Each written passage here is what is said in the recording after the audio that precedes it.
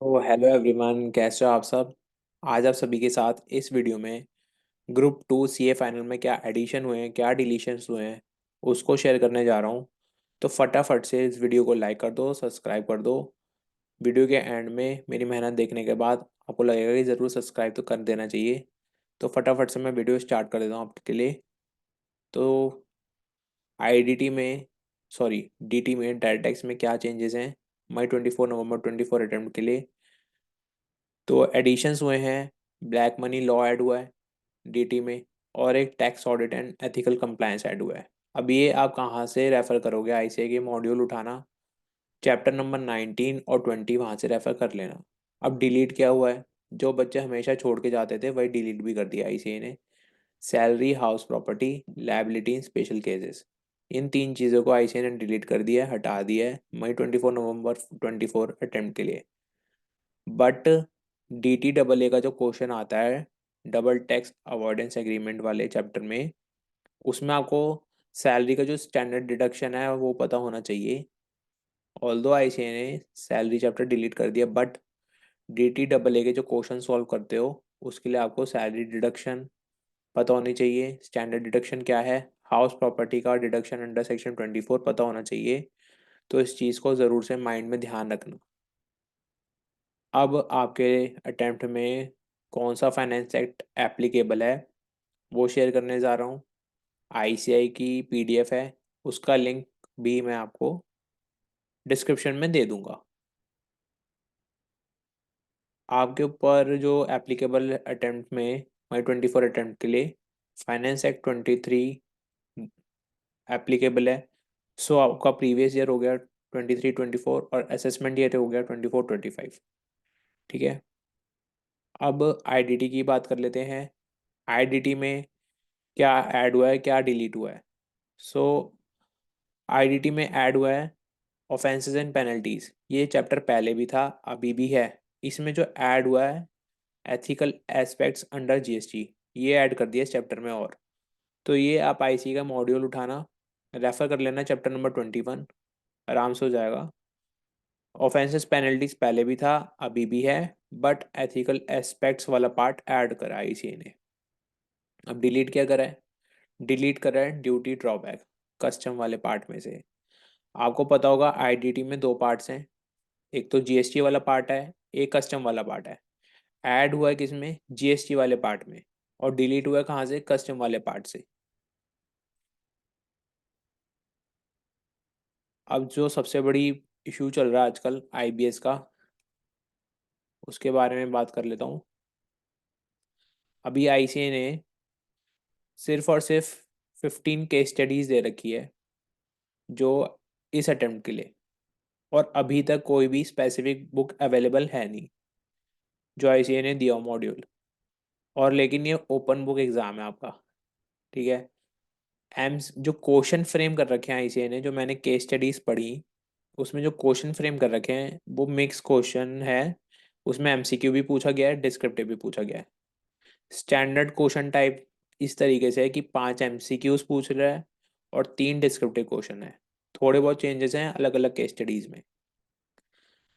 अच्छा, एक क्वेश्चन ये भी है कि क्या ये जैसे लास्ट ओल्ड कोर्स के अंदर जो ओपन बुक एग्ज़ाम होता था उसको बच्चे 5-6 दिन या हफ्ता 10 दिन में तैयार कर लेते थे, ये हो जाएगा? ये नहीं हो पाएगा। ये नहीं हो पाएगा, हफ्ते 10 दिन में नहीं हो पाएगा। क्योंकि वो एक स्पेसिफिक अलग से सब्जेक्ट था, उसके अंदर स्पेसिफिक उसके चैप्टर्स थे। बट ये है आईबीएस के अंदर जितने भी आपके सब्जेक्ट्स हैं, एफआर, ऑडिट, लॉ, एससीएमपी, चाहे वो सेल्फ पेस मॉड्यूल में क्यों ना हो, डीटी, आईडीटी, इन सब का मिक्स करके केस स्टडी बना रहा है इसे। तो आपको इधर सब चैप्टर्स नहीं है आपके, सिर्फ इसमें आपके सब्जेक्ट्स इंक्लूड करके केस स्टडी बन रही है। एक तरीके से बिल्कुल कोई सॉल्यूशन लेने आया आपसे, कोई एक तरीके से ये पूछ समझ लो केस स्टडी किस तरीके से है। कोई आपसे सॉल्यूशन लेने आ रहा है कॉर्पोरेट का बंदा, तो वो आपको पूरे एनालिसिस करके और फिर आपको उसका एक करेक्ट आंसर प्रिपेयर करना है। तो आपको सब कुछ पता होना चाहिए, इस तरीके से है वो केस स्टडीज। तो ये 4-5 दिन में कंप्लीट हो जाएगा, ये सब्जेक्ट मैं इसको तैयार कर लूँगा एग्ज़ाम से पहले, ये पॉसिबल नहीं है। क्या इसकी कोचिंग लूँ? कोई भी टीचर होगा कम से कम 50-60 घंटे का ही बनाएगा वीडियो। तो मेरे को ऐसा लगता है अभी 15 केस स्टडीज़ ही दे रखे हैं ICAI ने। तो आपको क्या करना चाहिए, सबसे पहले तो अपने सारे सब्जेक्ट्स कंप्लीट करो। उसके बाद इसकी केस स्टडीज़ खुद से सॉल्व करो। यार तुम्हें एक केस स्टडी में कम से कम 1 घंटा लगेगा सपोज़, तो तुम्हारी 15 केस स्टडी कितने दिन 15 घंटे में हो गई। फिर तुम उसे एक बार दोबारा करना, तो वो एटलीस्ट 10 आवर्स में तो हो ही जाएंगी। तो अगर 25 घंटे में आपको 2 बार तो आपने केस स्टडी पढ़ ली कम से कम। और सपोज़ ICAI आगे कोई केस स्टडी इशू करता है तो वो भी पढ़ लेना। 60 घंटे देने से अच्छा है कि 25 घंटे दे दो। साथ ही साथ इन केस स्टडीज़ को लेके भी जाना अभी तक एग्ज़ाम में, जो अभी अवेलेबल है। क्या केस स्टडीज़ डिफ़िकल्ट हैं? केस स्टडीज़ कोई डिफ़िकल्ट नहीं है। आपको बस अपने सब्जेक्ट की नॉलेज होनी चाहिए, इन डेप्थ, बहुत ज़्यादा डीप, मतलब कि बहुत ही ज़्यादा कॉन्सेप्चुअली चला जाए ऐसे, ऐसा कुछ नहीं है। बट आपको नॉलेज होनी चाहिए अच्छी खासी। आपको क्या-क्या पता होना चाहिए केस स्टडी सॉल्व करते वक़्त, कौन-कौन से चैप्टर्स में से ज़्यादा, सॉरी, सब्जेक्ट में से ज़्यादा पूछा जा रहा है आपका। DT, IDT, law, FR। अब जो मैं आपके नेक्स्ट पेज शेयर करने जा रहा हूँ, before sharing the page, channel को सब्सक्राइब कर दो, क्योंकि वो जो मैंने पूरा पेज बनाया है उसमें मुझे काफ़ी अच्छा खासा टाइम भी लगा है, और आपके लिए वो बहुत ही ज़्यादा हेल्पफुल रहेगा। प्लस उसका स्क्रीनशॉट ज़रूर ले लेना।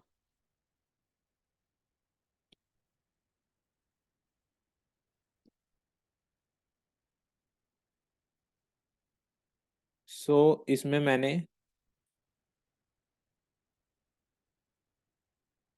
केस स्टडी दे रही थी, 15 केस स्टडी हैं।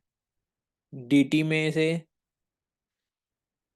डीटी में केस स्टडी 1 में सपोज जैसे डीटी में से पूछा गया है, लॉ में से भी पूछा गया है, AFM में भी पूछा गया है।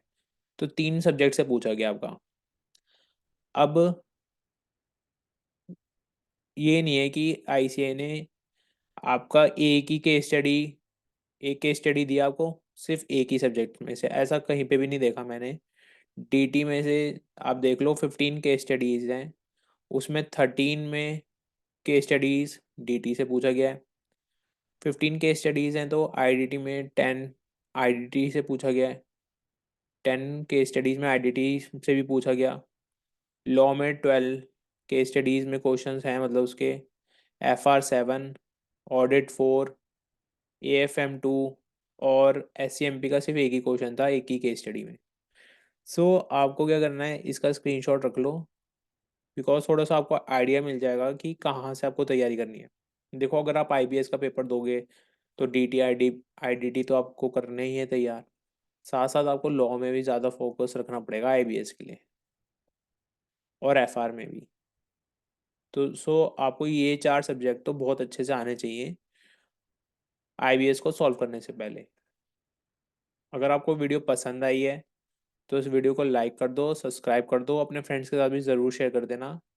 और आगे भी अगर आपको लगता है कि ऐसी कुछ IBS से रिलेटेड मैं आगे वीडियोस बनाऊँ, या कुछ और इम्पोर्टेंट इन्फॉर्मेशन या रियलिस्टिक वीडियोस चाहिए अगर आपको, तो मेरे चैनल को सब्सक्राइब भी कर दो।